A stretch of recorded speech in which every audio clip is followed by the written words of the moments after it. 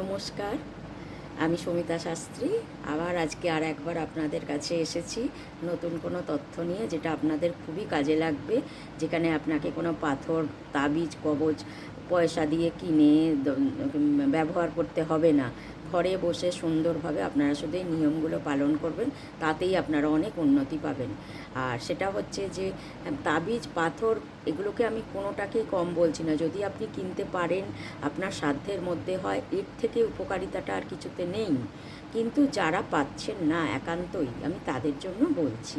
তো তারা এটা করতে পারেন যে যদি দেখেন যে আপনার বাড়িতে কারোর প্যারালাইসিস হয়ে গেছে, মানে একদিকটা পুরো পঙ্গু হয়ে গেছে, এরকম যাদের পরিস্থিতি আছে না, তো তাদের জন্য একটা ছোট উপায় আপনাকে বলছি, আপনারা এটা করে দেখতে পারেন।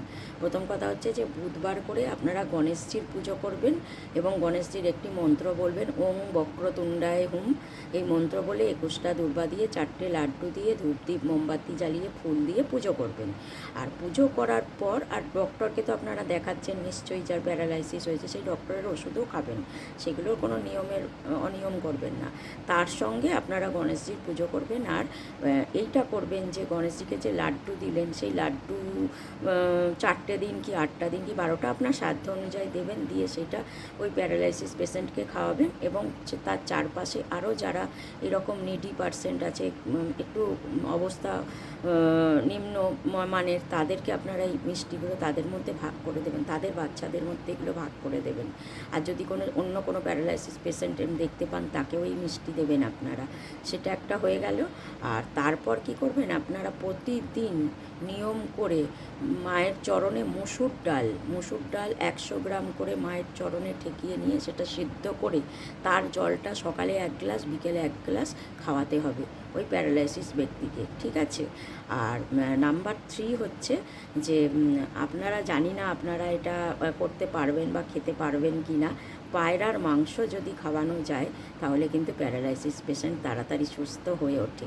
এটা মানে একটা অপথ্য, কিন্তু আপনারা কতদূর সেটা কার্যকরী করবেন সেটা আপনার মানসিকতার ওপর।